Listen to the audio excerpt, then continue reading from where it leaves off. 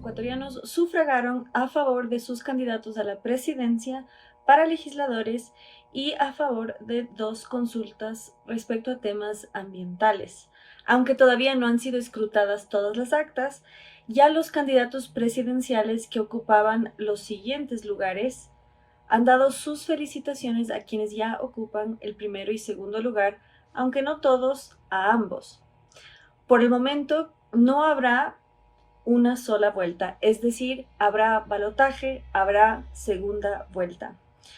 Por el momento está en primer lugar Luisa González, quien es candidata del socialismo del siglo XXI, es decir, del correísmo. En segundo lugar, y para sorpresa de muchos, está Daniel Noboa, hijo de uno de los hombres más ricos del Ecuador y quien fue candidato varias veces a la presidencia. De hecho, circula en redes sociales un debate contundente que este tuvo contra Rafael Correa, donde el socialista le reclamaba sobre su pago de impuestos a Noboa, y este le responde: ¿cuántos impuestos ha pagado usted? Aunque Rafael Correa sí fue profesor universitario, su candidata Luisa González nunca se ha desempeñado en el sector privado, es decir, no ha contribuido al Estado como empleada, sino que, muy por el contrario, ha parasitado los impuestos de los demás como funcionaria pública. Era un temor de muchos que pasen en primera vuelta y garantía y seguridad del socialismo del siglo XXI, pero tras el vil asesinato del candidato presidencial Fernando Villavicencio, bajaron. Si bien todavía no se sabe quiénes estuvieron detrás de su muerte violenta, la policía colombiana detuvo a 6 sospechosos y aclaró que había el nombre de 3 políticos ecuatorianos, pero todavía no ha informado quiénes fueron. A su vez, las continuas amenazas por parte de Correa, no necesariamente con nombre y apellido, sino aclarando que su venganza será contundente y personal, lo puso en la mira.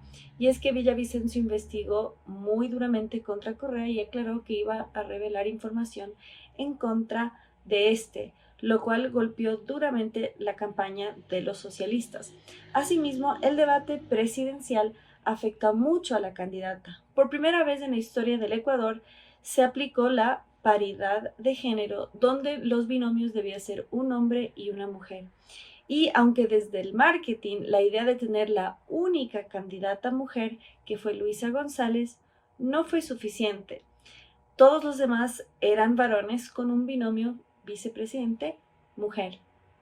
Sin embargo, en el debate no mostró propuestas reales, sino la continuidad de lo que ya fue el socialismo del siglo XXI. Desde lo económico, su única propuesta personal era la refinería.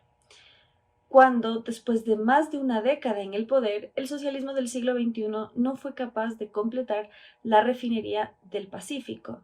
Entonces, ¿cómo iba a poder en un año y medio hacer lo que no se hizo en más de 10? Y es que en el Ecuador el presidente Guillermo Lasso no logró completar sus 4 años. Aplicó una herramienta constitucional que es la muerte cruzada, creada justamente en la Constitución, la Asamblea Constituyente, bajo el socialismo del siglo XXI, que les quitó a los ecuatorianos su constitución y creó una hiperpresidencialista, que le da al mandatario el poder de cerrar el Congreso, de anticipar elecciones, y eso fue justamente lo que sucedió. Entonces, todo lo que haga el próximo candidato será en un lapso corto de tiempo. Las próximas elecciones serán en el año 2025, de manera que el candidato que triunfe ahora tendrá que hacer todo un año y medio o que sirva de publicidad para la campaña siguiente en el 2025. El candidato Jan Topic del Partido Social Cristiano ya felicitó, pero solamente a Daniel Noboa, lo cual despejaría las dudas respecto si en verdad tenía una asociación con el correísmo que muchos le acusan, o si ya esto marca a quién apoyará en las venideras elecciones. Por el momento, Daniel Noboa dijo que no hará alianzas con otros partidos. Por su parte, el candidato Otto Sonnenholzner felicitó a ambos candidatos que van en primero y segundo lugar. Quien tuvo también muy alta popularidad fue Cristian Zurita, sucesor de Fernando Villavicencio, que fue asesinado en plena campaña electoral. Ambos eran investigadores que revelaron muchas de las fechorías del socialismo del siglo XXI.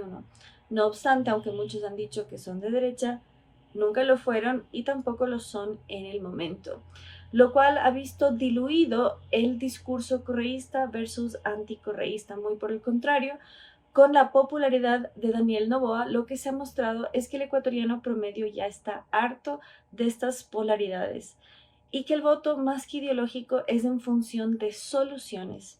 En el debate presidencial se destacó Daniel Noboa, pese a su juventud, es el candidato más joven de la historia, todavía no tiene ni 40 años. Sin embargo, su manejo de cifras en lo económico lo apuntaló. Lo que ha generado dudas para varios es que en su debate presidencial mencionó a la Agenda 2030, algo que ha sido vinculado a las fuerzas del globalismo que violan la soberanía de las naciones. Respecto al proyecto Yasuní, que es una reserva ecológica en la selva amazónica, dijo que sí, y usó cifras de Goldman Sachs, es decir, los más ricos quieren que los pobres sean más pobres. Esa es una inquietud que muchos tienen, pero paralelamente hay que considerar que el voto joven fue el que definió las elecciones. Las personas entre 18 y 42 fueron los que definieron las elecciones. En las elecciones ecuatorianas se vio muy marcada los rangos etarios. Por ejemplo, las personas mayores de 50 y sobre todo de 60 son los que más votaron por Zurita, sucesor de Villavicencio, es decir, ese anticorreísmo recalcitrante, la lucha contra la corrupción. Sin embargo, se ve que el grueso de la población, sobre todo joven, quería un rostro nuevo, un rostro fuera de la partidocracia, y ese rostro fue Daniel Noboa. ¿Qué pasará en las próximas elecciones? El mayor temor del correísmo era justamente no pasar en la primera vuelta, dado que se unirán todas las fuerzas en su contra. Pero como ya se dijo anteriormente, el voto más que ideológico es práctico. Ecuador vive la peor crisis de inseguridad y sobre todo criminalidad en su historia, a la vez el desempleo. Todavía no se saben los resultados frente a las consultas ecológicas y ambientalistas, pero preocupan, pues se van a perder 200 millones de dólares en empleo y al gobierno le costará más de 400 millones de dólares retirar los equipos, sin mencionar que producen anualmente 1.200 millones de dólares, que es la misma cantidad de dinero que se requiere para los bonos para los más pobres de la sociedad. Asimismo, las inversiones superan los 1.900 millones de dólares. Es decir, sería una pérdida enorme de dinero y sobre todo un gran gasto que implicaría 12 meses en una gestión que solo dura poco más de un año y medio.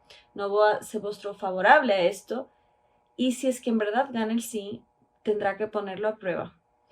El no fue más bien de quienes impulsan que haya más empleo, que haya más seguridad, considerando que retirar los equipos de ahí implicaría retirar a las Fuerzas Armadas. Asimismo, los pichinchanos, que están en la provincia donde está la capital de los ecuatorianos, tenían que votar respecto al Chocó andino y la minería. Respecto a eso, pronto tendremos novedades. Por ahora les podemos contar que en Ecuador habrá segunda vuelta. Síganos para más novedades.